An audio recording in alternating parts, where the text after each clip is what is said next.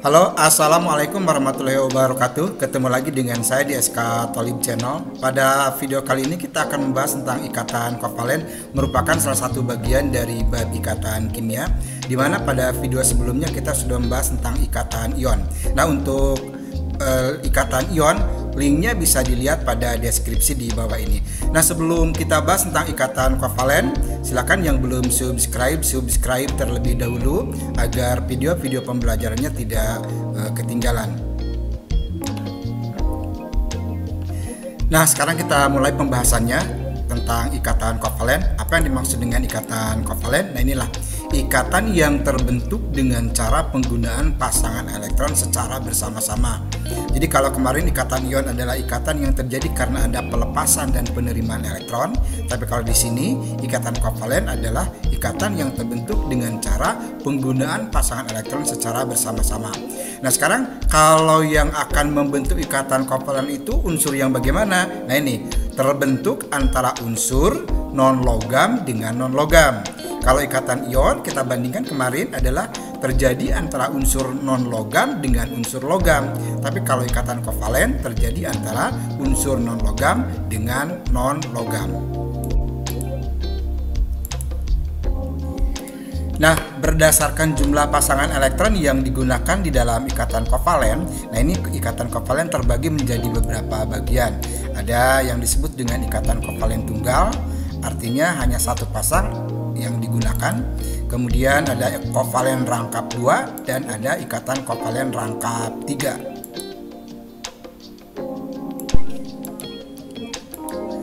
Baik, sekarang kita lihat ikatan kovalen yang pertama, yaitu ikatan kovalen tunggal. Nah, di dalam ikatan kovalen tunggal ini menggunakan sepasang elektron secara bersama-sama. Artinya pasangan elektron ini berasal dari kedua buah atom. Misalnya sekarang pada pembentukan CH4. Nah, di sini terjadi ikatan kovalen, artinya terjadi penggunaan sepasang elektron secara bersama-sama yang berasal dari unsur C dengan unsur H. Nah, prosesnya di sini ada atom C, kita lihat atom C nomor atomnya 6, kemudian konfigurasinya adalah 2, 4, dan struktur labisnya adalah seperti ini. Elektron valensinya ada 4. Nah, kalau elektron valensinya 4, artinya dia membutuhkan 4 elektron untuk mencapai kestabilan agar elektron valensinya menjadi 8 sesuai dengan aturan oktet. Jadi membutuhkan 4 elektron untuk memperoleh kestabilan. Sementara unsur hidrogen ini nomor atomnya 1, berarti evalnya juga 1, dan struktur labisnya ini H mempunyai 1 elektron dan membutuhkan 1 elektron untuk mencapai kestabilan agar elektronnya menjadi 2 sesuai dengan aturan duplet. Kemudian kalau kita lihat proses pembentukannya C di sini ada 4 elektron valensinya. Nah, kita tandai dengan silang. Nah, ini elektron valensi dari C. Kemudian H, nanti dia akan berikatan dengan C. Nah, H sendiri punya 1 elektron. Nanti dia akan berikatan dengan elektron yang dimiliki oleh C. Nah, inilah yang disebut sebagai ikatan kovalen. Nah, ikatan kovalen ini merupakan pasangan elektron ikatan. Jadi pasangan elektron ikatan di sini ada 4. Ada 4 pasangan elektron ikatan yang merupakan ikatan kovalen. Nah, kalau kita buat dalam bentuk lain, bisa saja ikatan kovalen ini, ikatan kovalen ini kita gambarkan dengan garis. Jadi ini CH4 boleh ditulis seperti ini. Jadi ini merupakan ikatan kovalen atau pasangan elektron. Pasangan elektron antara elektron yang berasal dari C dengan yang berasal dari H. Ini berarti rumus molekulnya jelas adalah CH4. Baik, sekarang kita buat model molekul dari CH4. Kalau kita tadi lihat dalam bentuk 2 dimensi, sekarang kita lihat dalam bentuk 3 dimensi. Di sini ada atom C, yang hitam adalah atom C. Kemudian evalnya 4, berarti di sini ada lubang sebanyak 4. Kemudian hidrogen, yang putih adalah hidrogen. Ini evalnya 1, berarti lubangnya ada 1. Kemudian di sini sudah disediakan 1 C dan H sebanyak 4. Lalu ikatannya juga sama, ikatannya ada 4 ini. Nah, kita akan buat CH4, tinggal dipasangkan saja. Berarti nah ini C berikatan dengan H. Lalu nanti kita buat juga yang lain. sudah 2. Lalu sekarang 2 lagi kita pasangkan. 3 yang terakhir, yang keempat. Nah, inilah model molekul dari CH4. Kalau tadi kita lihat dalam bentuk 3 dimensi, sekarang 2 dimensi, sekarang 3 dimensi. Jadi ini adalah struktur dari CH4 yang tadi sudah kita buat melalui 2 dimensi. Kita lihat sekarang contoh yang kedua untuk ikatan kovalen tunggal, yaitu menggunakan sepasang elektron secara bersama-sama, misalnya pada pembentukan senyawa NH3. Nah, N nomor atomnya 7, konfigurasinya adalah 2, 5, berarti evalnya 5. Nah, kalau kita buat struktur Lewisnya, N ini evalnya 5, berarti dia membutuhkan 3 elektron untuk mencapai kestabilan agar elektron valensinya menjadi 8. Jadi butuh 3 elektron. Makanya ini yang 3 tidak dipasangkan atau tidak berpasangan, sebab ini nanti akan berikatan, berpasangan dengan elektron dari unsur yang lain. Kan dia membutuhkan 3 elektron untuk mencapai kestabilan. Makanya ini tidak dipasangkan. Kemudian akan berikatan dengan H. Kita sudah tahu bahwa H itu elektron valensinya 1 dan ini adalah struktur Lewisnya. Berarti dia membutuhkan 1 elektron untuk mencapai kestabilan agar elektronnya menjadi 2 sesuai dengan aturan duplet. Nah, kalau kita lihat sekarang proses terbentuknya, N ini yang 5 ini elektron valensinya, nanti yang 3 akan berikatan dengan hidrogen. Sementara hidrogen sendiri punya 1 elektron. Nah, seperti ini. Berarti inilah yang merupakan ikatan kovalen. Nah, yang ini merupakan ikatan kovalen, ini juga ikatan kovalen. Nah, jadi pasangan elektron ini merupakan ikatan kovalen. Berarti ada 3 pasangan elektron ikatan. Ini adalah pasangan elektron bebas. Kalau kita buat dalam bentuk lain, strukturnya bisa disimbolkan pasangan elektron ikatannya dengan garis. Jadi di sini N berikatan dengan 3 buah atom H. Kemudian rumus molekulnya jelas adalah NH3. Sekarang kita buat untuk model molekul dari NH3. Nah, di sini sudah disediakan ada N yang warna biru. Yang warna biru adalah N, dan N itu evalnya 5, lalu dia memerlukan 3 elektron. Maka di sini ada 3 lubang. Kemudian H ini ada 3 buah H-nya dan ada ikatan sebanyak 3 buah. Nah, kita pasangkan sekarang, kita mau membuat model molekul dari NH3. Kita pasangkan N dengan H. Lalu yang berikutnya juga sama, N dengan H berikatan. Yang terakhir, yang ketiga, N dengan H juga. Nah, ini adalah model molekul dari NH3. Nah, cuman tadi kalau dalam 2 dimensi kita lihat bahwa di sini ada pasangan elektron bebas. Nah, cuman di sini tidak diperlihatkan bagaimana pasangan elektron bebasnya. Inilah struktur dari NH3 dalam bentuk 3 dimensi. Baik, yang berikutnya adalah ikatan kovalen rangkap 2. Artinya di sini ada 2 pasang elektron yang digunakan secara bersama-sama. Misalnya sekarang pada pembentukan oksigen. Oksigen dengan oksigen ini menggunakan 2 pasang elektron secara bersama-sama. Kita lihat proses pembentukannya. Di sini oksigen nomor atomnya 8, kita tahu konfigurasinya 2, 6, berarti evalnya 6. Kita lihat struktur Lewisnya. Nah, ini adalah struktur Lewisnya. Nah, kenapa sekarang di sini ada 2 elektron yang tidak berpasangan? Nah, yang 2 berpasangan, sementara yang ini tidak berpasangan. Nah, ini artinya dia membutuhkan 2 elektron untuk mencapai kestabilan agar evalnya menjadi 8, elektron valensinya menjadi 8 sesuai dengan aturan oktet. Kita lihat sekarang atom O yang satu lagi. Nah, sama, dia nomor atomnya 8, kemudian konfigurasinya 2, 6, dan evalnya 6. Sama ini juga, yang 2 belum berpasangan karena ini masih membutuhkan 2 elektron untuk mencapai kestabilan. Nah, kalau sekarang O dengan O ini bergabung, kita lihat di bawah. Nah, ini berarti ini oksigen yang pertama dan ini adalah oksigen yang kedua. Nah, ini nanti akan berikatan. Elektron yang berasal dari O yang sebelah kiri dengan elektron yang berasal dari O sebelah kanan. Nah, ini yang disebut dengan pasangan elektron ikatan. Nah, ini pasangan elektron ikatan, satu dari O, satu dari O yang kiri. Nah, berarti ini yang disebut dengan ikatan kovalen.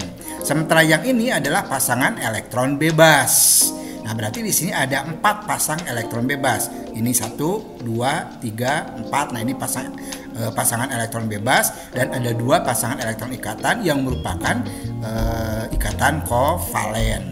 Kalau kita buat dalam bentuk lain, nah ini berarti pasangan elektron ikatan kita simbolkan dengan garis. Berarti di sini ada 2 pasang elektron ikatan, berarti ada 2 garis. Nah, ini yang disebut dengan ikatan kovalen rangkap 2. Dan struktur molekulnya atau rumus molekulnya adalah O2. Sekarang kita buat model molekul dari oksigen atau dari O2. O adalah yang warna merah. Nah, di sini ada lubang sebanyak 2, artinya dia memerlukan 2 elektron untuk memperoleh kestabilan.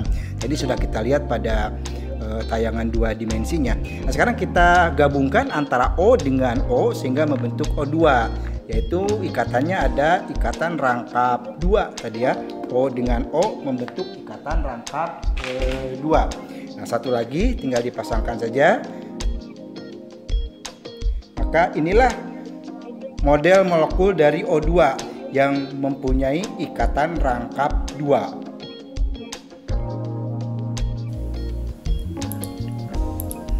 Yang berikutnya kita lihat ikatan kovalen rangkap 3. Nah, kalau ikatan kovalen rangkap 3 berarti akan menggunakan 3 pasang elektron secara bersama-sama. Jadi antara 2 atom menggunakan 3 pasang elektron secara bersama-sama. Misalnya pada pembentukan N2 nitrogen, N2. Berarti N dengan N berikatan. Kita lihat sekarang N. N nomor atomnya 7, berarti elektron valensinya 5, konfigurasinya 2, 5 berarti evalnya 5. Kemudian struktur Lewisnya kita lihat di sini. Evalnya ada 5. Ini kenapa ada 3 elektron yang tidak dipasangkan atau tidak berpasangan? Karena di sini membutuhkan 3 elektron untuk mencapai kestabilan biar memenuhi aturan oktet. Maka di sini ada 3 yang belum berpasangan, nanti akan berpasangan dengan elektron dari unsur yang lain. Nah, sekarang kita lihat N yang satu lagi sama N, evalnya 5, kemudian struktur Lewisnya juga sama di sini. Berarti ada 3 elektron yang belum berpasangan dan membutuhkan 3 elektron untuk mencapai kestabilan. Bagaimana sekarang prosesnya? Kita lihat N. N ini ada 5 elektron valensinya, kemudian yang satu lagi juga sama N, ada 5 elektron valensinya, dan yang 3 belum berpasangan sekarang dipasangkan dari N yang satu dengan N yang lain. Nah, ini yang merupakan pasangan elektron ikatan atau yang disebut dengan ikatan kovalen. Satu dari N yang sebelah kanan, satu dari N yang sebelah kiri.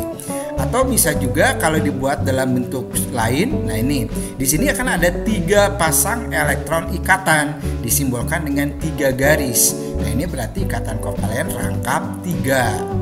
Nah, rumus molekulnya adalah jelas N2. Jadi N dengan N berikatan dengan menggunakan 3 pasang elektron ikatan secara bersama-sama. Nah, sedangkan struktur molekul atau model molekul dari N2, nah ini adalah N2. Jadi N dengan N berikatan dengan membentuk 3 ikatan kovalen. Jadi N dengan N itu adalah ikatan kovalen rangkap 3.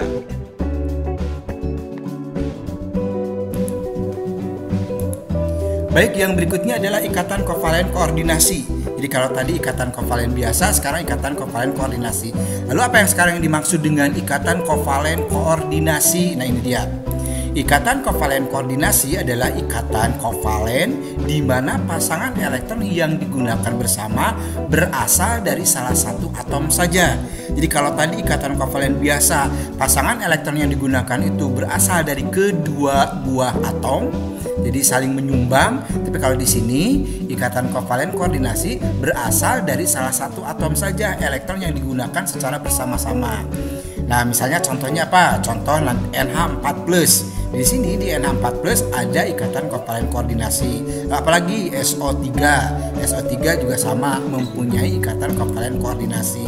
Dan NH3BCl3, artinya NH3 berikatan dengan BCl3, di sini juga mempunyai ikatan kovalen koordinasi.